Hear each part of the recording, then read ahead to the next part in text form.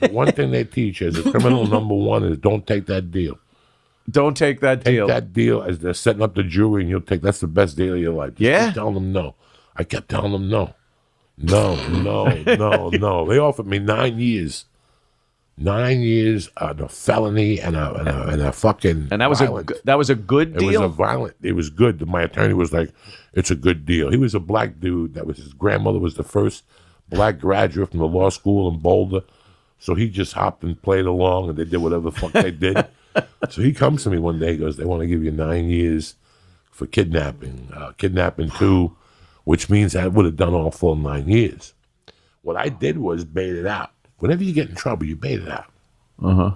The victim disappears. The victim couldn't go up in front of me because the victim had gotten a DUI, and then when he went to the hospital, he broke out and he robbed the pharmacy at the hospital, and he stole the liquid cocaine. So his credibility was gone. Right. He had nothing. I could have held out in front of him for fucking years.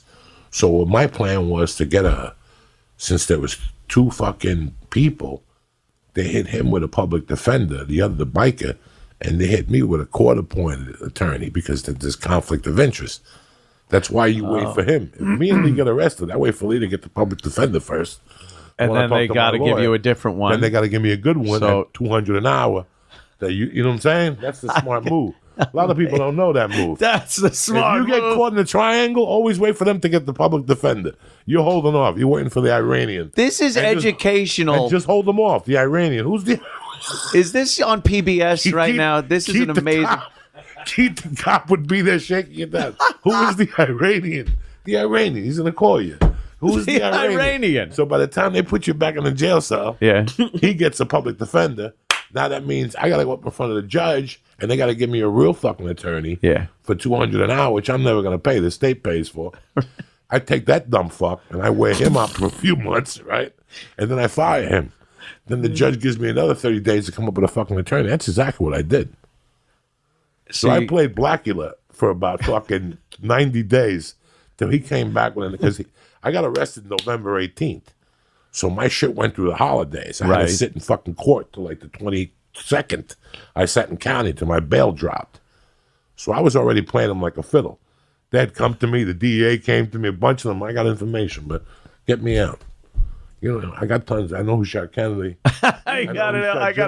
I got everything. You just got to get me out of here. Oh, yeah, just get me out. And then nobody got me out. But the bail dropped to $3,000 cash. Boom, I got out. All right. And then I played the game with the attorney for 2 months. Yeah, until he hit me with the 99-year thing. I told him I fired him. That took another 2 weeks in court. The victim snorting coke somewhere in Tucson. He's missing. You follow me? So I'm just stalling for time. Right. And then I had the money. So now I got 30 to 60 days to get a new attorney. I knew who I wanted, but I didn't pay him. I just kept talking to him, stalling. So what do you think? What can we do? Boom, boom, boom, boom, boom. And then I dropped it on him. I dropped the deposit, and he went to work on him, and he switched the fucking violent to non-violent. He hired a private investigator to look into my past. There was no violence. So they switched it. This guy was that badass, which in turn is why I'm here talking to you. If not, I'd be in a prison with a dress on right now doing the midnight show. Wow, damn. So you have to know how to play the court system. That is some goddamn story. The attorneys, you could always get a great attorney to buy time. A great attorney, especially in New York, could buy time. Yeah. I'm sitting across from Keith the cop, who's he was a real cop, and he was real dedicated. And he knows. He's not stupid. He's not. I grew up as the interpreter. See, I grew up in a Cuban house that they did numbers, so I was always the interpreter. So my parents spoke English until the cops came. Then nobody hablos. No hablo. I've seen that before. Yeah. Spanish people no hablo nada.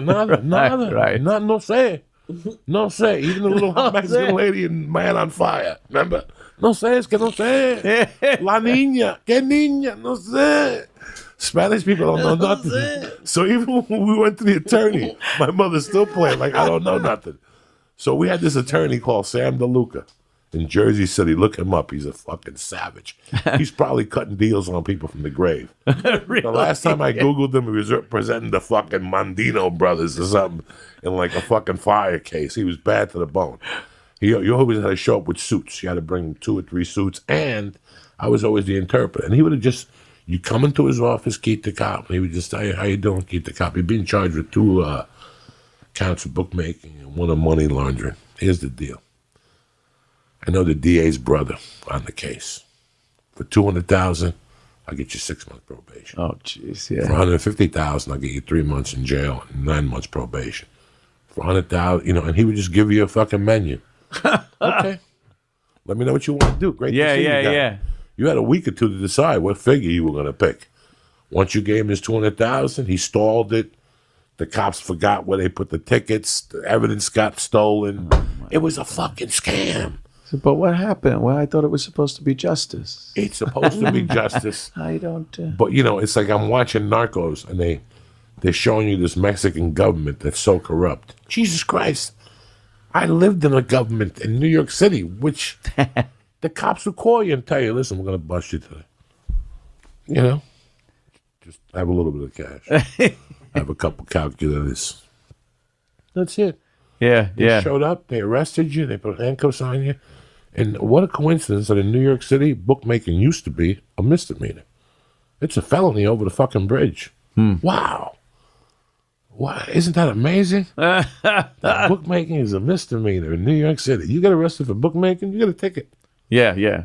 And then if the cops take $1,000 from you meet them at the bar and they give you $500 back and everybody's happy. They make the papers, you make the papers, everybody's happy. You know what I'm saying? You make the police blotter, they make the arrest. It's a fucking system. Yeah.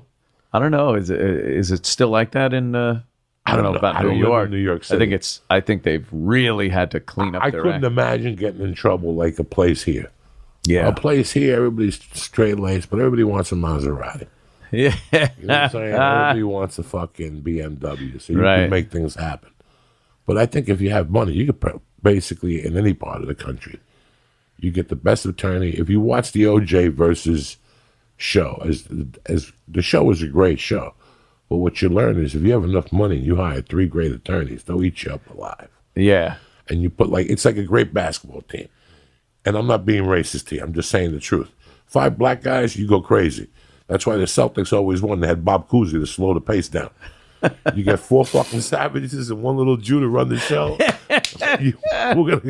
We're gonna get a not guilty plea. You know what I'm saying? All those years the Celtics were great. Yeah, they had Bill Russell and this guy and that guy. But there was that little white dude running the show to calm everybody down. Right. Brother, calm down. You know what I'm saying? Brother's going to be all right. He didn't mean nothing by it. Oh, shit. Yeah, I think that the OJ thing did kind of show that, wow, the money really it's does like the work Dallas in this Cowboys against a high school team. instance. It's like me putting the Dallas Cowboys against a high school team.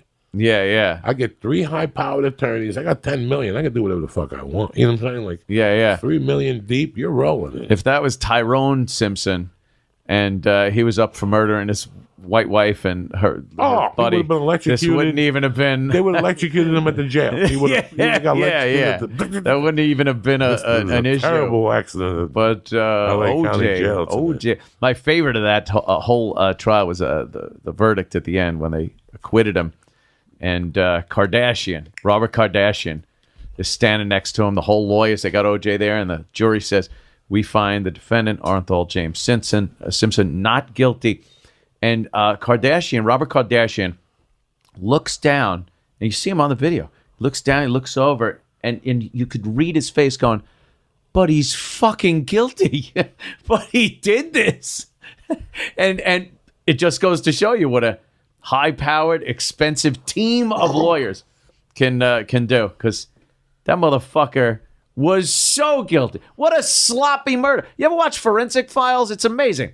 These people try to murder someone and not get caught. They do things. And forensic, they find little fibers and everything.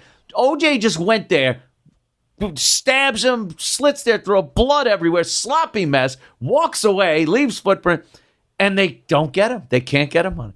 It was the sloppiest murder ever. They missed 2 key pieces of elements. They missed fingerprints on the gate. It started raining that night. On his gate, or That's what a lot of people don't know. It started raining that night. It started raining in L.A. There was like a light drizzle, and they could only get a partial print, and there was some other blood. You know, But they fucking flipped it around. They played the race card. They made it a race thing. Yeah. They just, they just did beautiful stuff. The guy Barry Scheck did great work. The DNA guy. He's tremendous. That's the guy you show up It was with amazing. when things get dangerous. He's the guy. He went into business after that. I guess he's still in business of exonerating people that have been in prison based on DNA evidence. So he made a whole career out of doing that. You It's walk great. into his office, it's 200 G's. Oh yeah. Like just to walk in his office, think about it, it's 250 G's. Just to talk to him for an hour. Imagine. For him to let you know what he thinks. Like Yeah, that's yeah. the type of, like you got to dig the trench in the back. You got to dig up grandma's money. You know what I'm saying? Like, what is it going to take for me not to? And he'll break it down for you. Yeah. What's it going to take? For you. He'll go, It's this all one's about going to cost you. I got to get 3 investigators. I guess that's not the way it was supposed to be. It was supposed to be like, regardless of your wealth or lack of it, you're supposed to be able to get a fair shake. But you're never going to be able to hire those high-powered guys. And I don't even think it's the high-powered guy. It's who they know and who they've paid. And you can have a genius lawyer that knows all the law, but he's got no connections, so you're going to get fucked. Listen, man, I did time, and I had tons of conversations along the way. We sit around and we goof and we have a good time, but those people don't stand a chance. Keith the cop, you know it. If a white kid gets arrested for possession and a black kid gets arrested for possession, and he's from a fucking socioeconomic fucking hellhole, he has no money for an attorney, he gets a public defender who has a caseload of 190 people who doesn't even know the kid's name. He doesn't even know the kid's case. Yeah. So he gets to court that morning and he reads the docket. That's the truth. I've spoken to those guys. Oh, absolutely, yeah. And what it feels like to have an attorney and to go, wow, I'm still doing time, but I could have done 19 years instead of 4. Yeah. You follow me? That's a big difference. That's a good attorney. Somebody who looks at you and said, listen, like I went and met with the law professor at the University of Colorado in Boulder. He was a Spanish dude. He was referred to me by Sam DeLuca. Because when I came out, I knew my plan already. I had grown up in that world, so I knew the stall. I knew the stall method of fucking stalling the whole system. It's really funny. I was telling somebody this story the other day. I got arrested in November of 87. But in July of 85, I moved back to Boulder. And before I moved back to Boulder, this is just to let you people know the level of corruption that there is in this country. In 1985, there was a bank. And when they made a card for Anthony Cumia, they made 2 cards. One went to the bank, and one went to a guy named Lee up in the Bronx. Shit. And when you'd call your account in, that guy found out who it was. And they did that all the time. And it was a huge thing in New York at the time. You remember, Keith the Cop, when it was under $50, I didn't have to call it in? Under $50? Yeah, so if we go to a Chinese restaurant and we spend $21 for lunch, they would just put the card on a thing and roll it and give it to you and sign. Nobody's going to look through a book of stolen cards that the letters are this fucking big. Yeah, back in the old days, that's what they would do. They made it hard for you to know. Like, even if you look suspicious, even if you had the ID for the guy on the card, there was 1 out of 50 people that would break the credit card book out for the week. Yep. And look through the numbers and go, your number don't match the number here. That card's stolen. I call police right now. And you had to run out of the fucking restaurant. But besides that, credit card was a big thing. When I went to San Francisco, it was traveler's checks. Oh, right, yeah. Oh, my God. They were like stealing. Yeah. They were like stealing. Just as good as cash. A guy like you come to me and go, I'm going on vacation. Where you going? I'm going to Peru for a week with the family. How you going to go down there? You getting traveler's checks? Yeah. How much traveler's checks you getting? 1,000. I give them to me. Say you stole them. And I'll give you, when they give me 1,000, I'll give you back 5. And you make 500. And I make 500. What's the big deal? I would do that. We all win. I would do that all day long. That's hilarious. See, I don't even think like that. Going in like fucking Marines, you understand me? Welcome to church, motherfucker.